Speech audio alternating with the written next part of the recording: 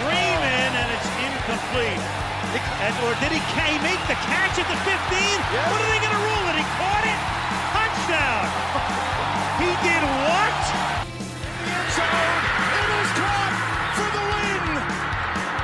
Richard Rodgers with a walk-off touchdown. Total disbelief at Ford Field. Rushes on, has time. Looking, throws, middle, got it there. Breaking free to the 50. He may go all the way to the 20 down the right side. And there's Randall Cobb to the 5, to the end zone, to the touchdown. Oh my goodness.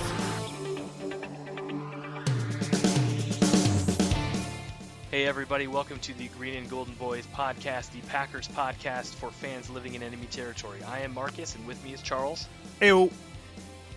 And Charles, this week the Philadelphia Eagles will travel to Lambeau Field Sunday afternoon to play the Green Bay Packers.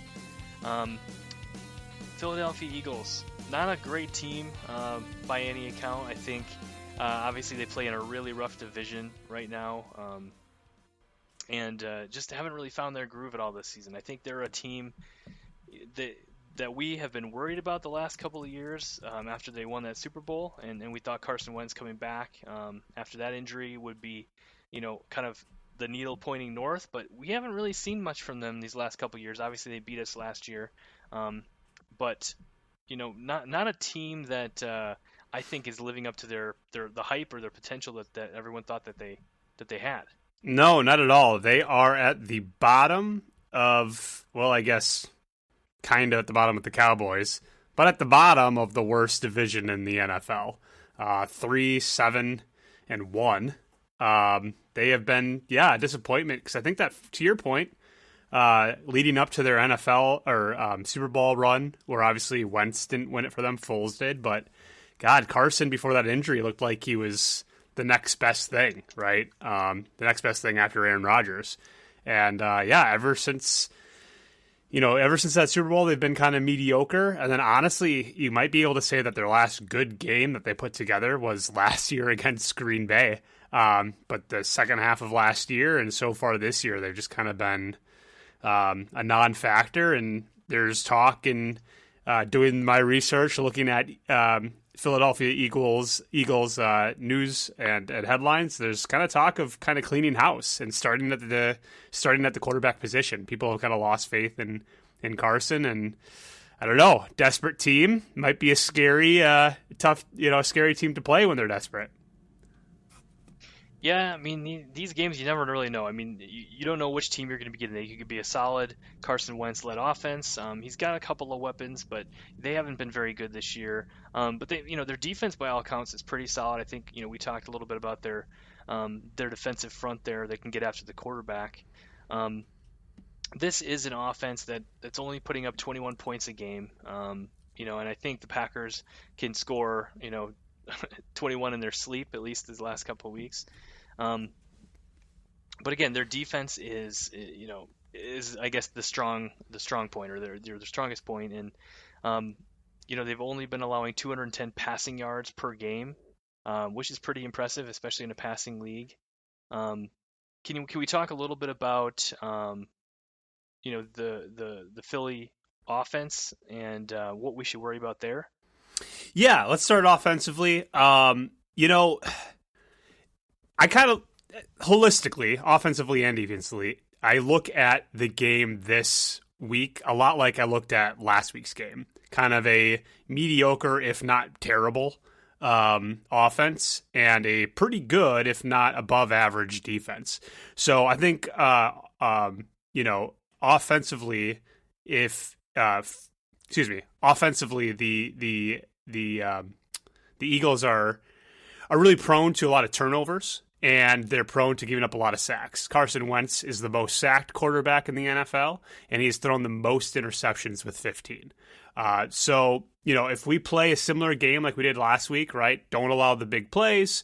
Get after Carson, make him uncomfortable, kind of make them realize early that it's the same old, and they're not going to right the ship against the Packers, I think we'll have a lot of success. But offensively, I'm not too concerned about this team. Again, as long as we don't give up those big plays, I think we'll be okay. Yeah, and I'm looking at the Eagles Seattle box score, and it seemed like a tight game. I don't know if you watched any of that or not. I didn't, but their defense held them to to only, I think, 26 points, or what do you know? What was the score there? Do you remember? Yeah, it was something like that. I'll pull that up in a second. It was a close game, but it wasn't. I'm going to kind of start talking about their defense a little bit too. The first two possessions that Seattle had the ball, they were able to move the ball, pretty well. But then the tough Eagles defense actually got their first two turnovers of the game by stopping them on fourth down. Once right on the goal line, and they actually, were able to stop the running back in the backfield, and the other around the 20 or 30 yard line of the Eagles. And I'm bringing this up specifically because Matt LaFleur and Aaron Rodgers are the type to go for it on fourth down, and we've kind of appreciated that. And the analytics kind of say, maybe teams should go for it more on fourth down. But I'm bringing that up kind of as a question to you is, seeing what I saw this past Monday, and how effective the Eagles team is on fourth and third down. They have one of the better percentages of stopping teams on third down in the league. Does that give you a little bit more pause, specifically between the 40s, of going for it on fourth down early in the game? That's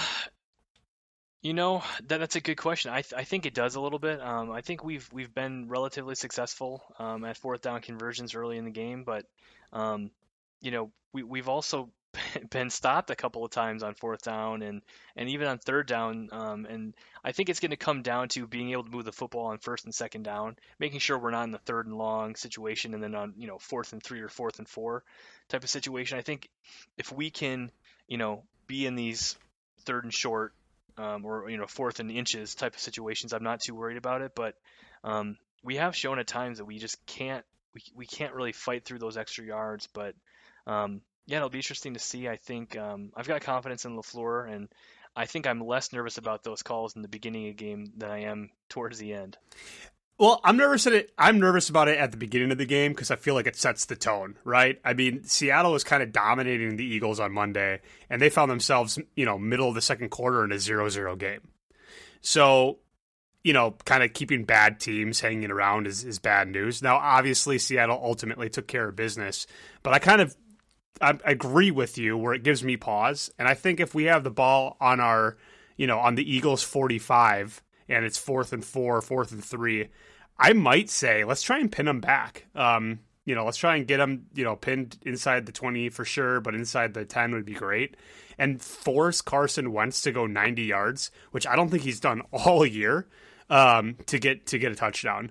I like the idea of kind of playing the more field position type game because based on how inept their offense is, I think our defense is good enough, better than Seattle's defense, by the way, where they can force a lot of three and outs. I mentioned Seattle started the game basically turning the ball over on downs in their first 4 possessions. The first 3, I'm going to count 4 possessions by the Eagles, were either 3 and outs or like 6 and outs. Or because they just, 7 and outs. But they weren't moving the ball efficiently at all, and it wasn't until the second quarter where they finally got the ball somewhat into field goal range and then ended up scoring a touchdown. So I think this game is a field position game in the middle of the field because I don't want to turn a game that we seemingly are dominating into 10-7 going into half because we couldn't convert 2 or 3 times on fourth down, and we gave them great field position.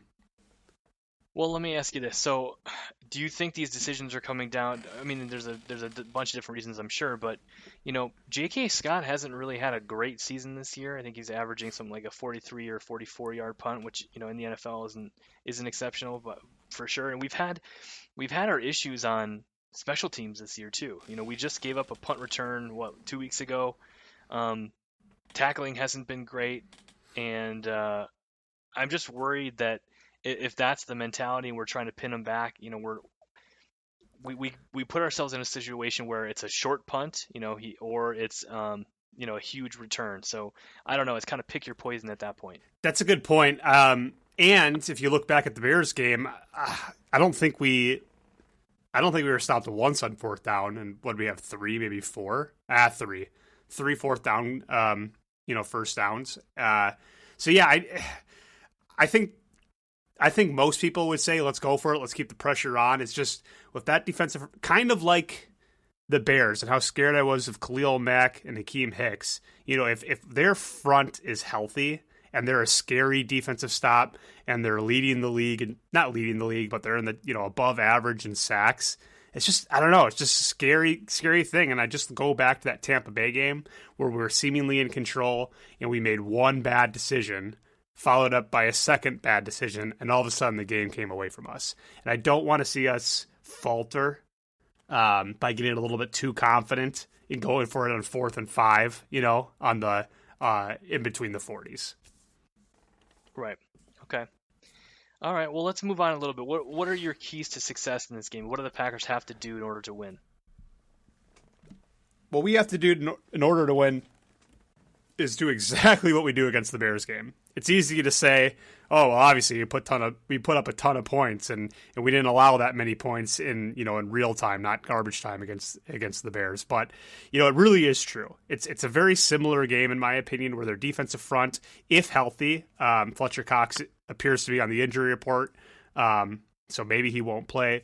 But if healthy, it's almost as scary as that Bears defensive front. So we need another big game from our offensive line.